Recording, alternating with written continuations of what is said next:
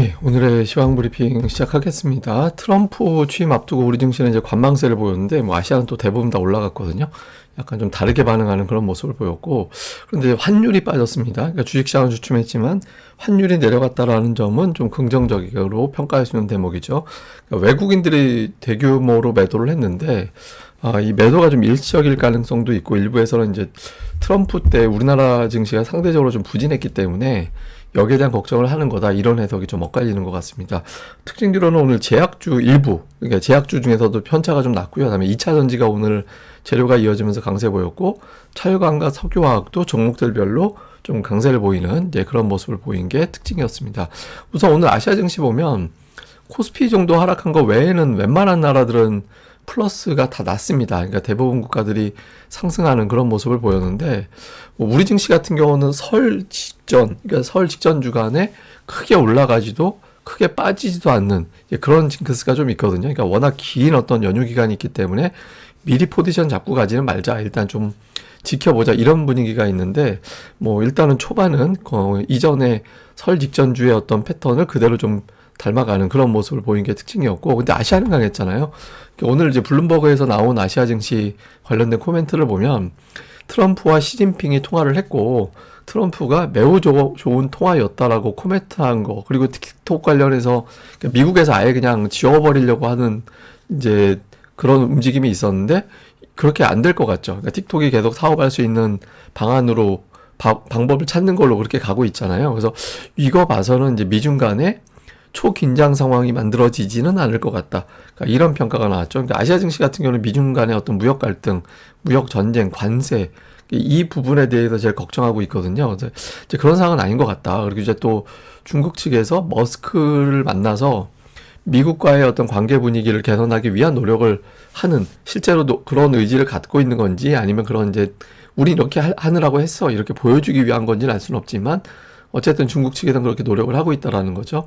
근데 어쨌든 취임 이후에 이민, 에너지, 규제 정책, 규제를 완화하는 거, 이거 이야기하는 건데, 이런 거 관련된 행정 명령이 쏟아져 나올 텐데, 투자자들은 결국엔 이후에 이제 금리가 어떻게 될 거냐.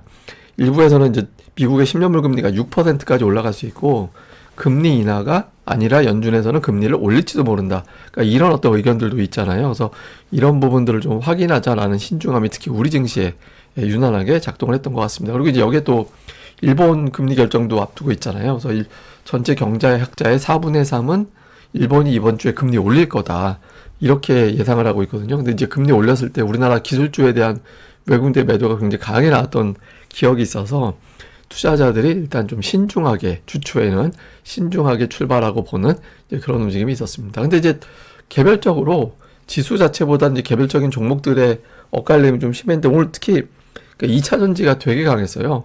2개 정도의 이슈가 있었죠. 그러니까 증권사에서 22개월 만에 매수.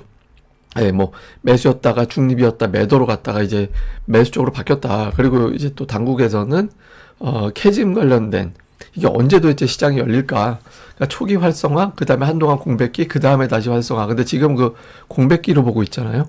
그러니까 이런데 이 기간이 길어지게 된다라면 또 이 산업이 또 고사될 수도 있고, 또 중국이 워낙 관련해서 좀 강력한 어떤 경쟁력을 보이고 있기 때문에 이 부분을 우리가 좀 당국에서 지켜줘야 되지 않을까, 이런 움직임이 있다라는 거죠. 그래서 재료들이 겹치면서 오늘 에코프로비엠이 이제 61선을 돌파했고, 근데 일단은 제가 계속 2차 전지에 대해서 일관되게 말씀을 드린 게, 기술적 반등이 좀 세게 나오는 그 정도의 사이클로 일단 보고 있다라고 말씀을 드렸잖아요. 그래서 아직까지는 이제 그 정도 단계로 보고 있긴 한데, 이제 모르죠. 또 여기서 이제 상황이 어떻게 될지. 그래서 어쨌든 2차 전지가 강하게 올라가면서 코스닥 지수를 견인하는 그런 움직임이 있었고, 그리고 이제 업종 내에서 종목들별로 좀 엇갈렸어요. 예를 들어서 제약주도 종목들별로 달랐고, 그러니까 반도체도 달랐거든요.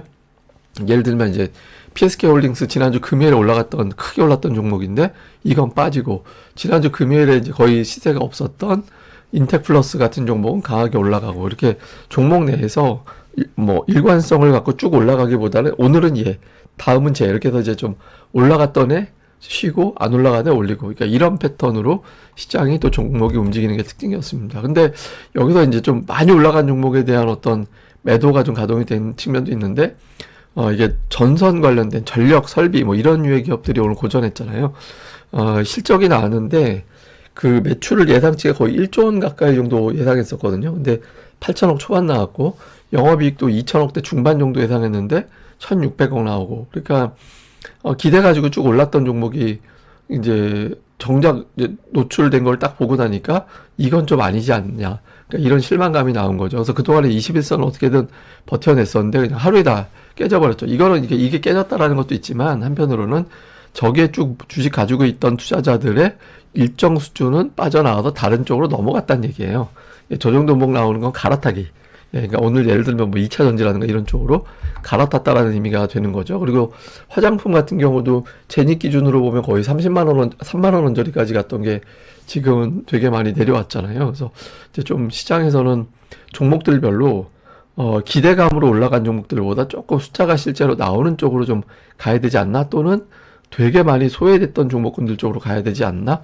이렇게 보는 것 같습니다. 예를 들면 오늘 뭐 제약바이오 계열의 종목 중에서 알테오젠이 올해 연간 수익률 거의 없던 종목인데 이런 종목은 올라가고 제약주 중에서 올해 또 강했던 종목은 빠지고 이렇게 나왔잖아요. 그래서 좀 시장에서 좀 로테이션을 돌리는 그런 흐름이 나왔습니다. 그래서 오늘 지수만 보면 되게 심심했던 것 같은데 이게 대형주 보면 차별화가 되게 심했어요. 뭐 예를 들어서 올라가는 게 막 LG에너지 솔루션이 5.7% 올라가는데 뭐 빠지는 종목은 또 막 현대오비스 이런 거는 되게 많이 빠지고 그러니까 2차 전지 관련된 종목군들의 상승폭은 좀 큰 반면에 나머지는 재미없었고 코스닥 같은 경우는 되게 심했죠. 올라가면 되게 올라가고 뭐 알테오젠, 에코프로비엠, 에코프로 뭐 삼천당제 하여튼 2차 전지와 제약 계열의 종목군들은 되게 크게 올라가고 나머지는 뭐 오르락내리락 좀 종목들별로 업종 내에서 종목들이 좀 갈려서 오늘의 어떤 키워드는 그냥 차별화였다.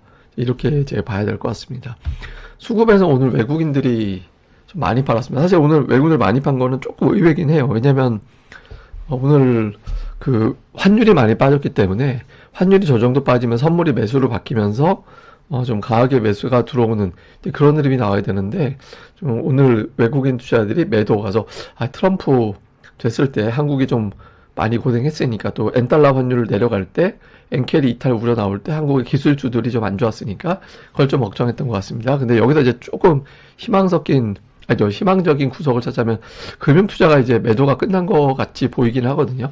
그러니까 금융투자가 배당락일 이후에 연말에 이제 배당 관련해서 들어왔던 물량을 다 빼낸 걸로 보이죠. 그럼 이제 대형주에 대한 압박 요인이 좀 완화가 된 거라서 금융투자의 어떤 반전 여부 좀 체크를 해봐야 될 것 같습니다. 종목으로는 외국인들 삼성전자를 비롯해서 뭐 이 조선주라든가 이런 것들 선별적으로 좀 팔았고 매수는 2차 전지가 되게 많았어요. 매수 상위 보면 2차 전지로 분류가 될 수 있는 종목으로 다 채워졌잖아요. 그 다음에 이제 철강, 금융 뭐 이런 것들은 업종 내에서 종목으로 골라갔고 기관도 비슷합니다. 그러니까 오늘 매수한 거 보면 2차 전지로 분류가 될 만한 종목군들이 좀 매수에 들어가 있고 그 다음에 이제 금융주들 이렇게 이제 매수하는 게 특징이었고요. 코스닥 쪽에서는 업종별 특징이 별로 없었어요. 뭐 업종별로 이렇게 이 업종은 되게 담았구나 이런 거는 별로 특이하게 나오진 않고 다만 이제 제약바이오 계열의 종목들이 조금 많아 보이고 그 외에는 뭐 엔터주도 사고팔고가 갈렸고 반도체도 사고팔고가 갈렸고 좀 엇갈리는 그런 모습을 보였고요. 그다음에 기관 투자자들 같은 경우도 뭐 2차 전지 담고 제약바이오 담고 이렇게 담은 것 같이 보이지만 근데 역시 이제 종목 내에서 업종 내에서 종목별로 좀 따로 담는 그래서 오늘 코스닥 쪽에서는 그렇게 적극적인 매수가 확 들어오기보다는 2차 전지 외에는 이제 좀 골라갔다. 그러니까 이렇게 보는 게 합리적일 것 같습니다. 자, 요약을 해보면 이제 미증시는 시장이고, 근데 이제 트럼프가 취임식을 합니다. 그래서 첫 번째 정책이 뭐가 될 거냐. 그래서 뭐 관세, 인플레 이 중에서 어떤 것이 강조가 될 거냐. 그러니까 이제 인플레를 내가 끌어올릴 거야. 이렇게 강조할 리는 없잖아요. 근데 이제 예를 들어서 이민자 정책 관련해서 뭐 곧바로 그냥 근데 이론적으로 이민자를 한 방에 다 나가라고 할 수는 없잖아요. 그러니까 이제 어쨌든 시일을 걸릴 수밖에 없는 게 상식이긴 한데 또 이 사람 특유의 어떤 강하게 표현하는 게 나올 수 있어서 이 부분 좀 중요할 것 같고요. 그 다음에 환율이 1,500원 넘어가지는 않을 것 같은 분위기죠. 지금까지로는. 근데 만약에 여기서 환율이 피크 친 게 확정적으로 투자를 생각을 한다면 특히 외국인들이 매수를 여기서 바뀔 가능성이 되게 높아지거든요. 그런 움직임이 나오는지. 그 다음에 오늘 장의 특징은 낙폭주가 상대적으로 또는 소외주들이 올라오고 강세주들이 주춤하고 그러니까 이런 패턴을 좀 보였거든요. 근데 제가 보기에는 강세주들이 완전히 여기서 끝났다 이렇게 보기는 어렵고 장가의 로테이션으로 볼 수도 있거든요. 그래서 기존에 강했던 종목군들 제가 늘 말씀드리지만 진짜 센 종목은 3일 연속 조정 안 나온다. 그 패턴이 나오게 되는지 선수 교체로 가는지 그리고 여전히 이제 주도권은 기관인 게 지금 고객 예탁금 왼쪽이 고객 예탁금인데 그 예탁금이 안 늘었잖아요. 그러니까 연초에 1월 2일에 57조 원 찍은 게 끝이었고 그 다음엔 계속 줄었잖아요. 지금 51조까지 줄었죠. 그래서 현재로서는 뭐 매도해서 예탁금이 증가된 건 있겠지만 또 이번 주에 공모주 청약 앞두고 들어온 자금은 있겠지만 아직까지 외 개인들이 현실적으로 매수를 안 하고 있다. 그리고 또 하나는 신용이 되게 빠르게 늘고 있거든요. 15조 5천억 정도까지 돼 있다가 지금 1조 원이 늘었어요. 예, 근데 아직까지는 위협적이다까지는 아닌데 다만 보통 신용이 안 좋을 때는 신용 잔고 비율이 5%를 경계 경보, 7% 넘어가면 공습 경보 이렇게 우리가 보통 보거든요. 그래서 지금 예탁금의 어떤 변화는 없는 가운데 신용만 늘어나고 있어서 이 부분에 대해서는 조금 조심을 해야 될 것 같습니다. 아이고 제가 이거 이미지 출처 잘못했네요. 네, 금융투자협회입니다. 제가 국제금융센터라고 했는데 이거 이제 출처는 금융투자협회입니다. 자 어쨌든 그래서 지금은 종목들 시세 주도권은 기관에게 있다. 기관 투자자들이 어떤 형태로 매매를 하는지 그쪽에 조금 더 집중하는 것이 합리적인 전략이다. 이렇게 보시면 될 것 같습니다. 예, 그럼 또 하루 또 잘 보내시고요. 저는 다음에 뵙겠습니다. 이 방송 구독하기와 좋아요 꼭 부탁드립니다. 감사합니다.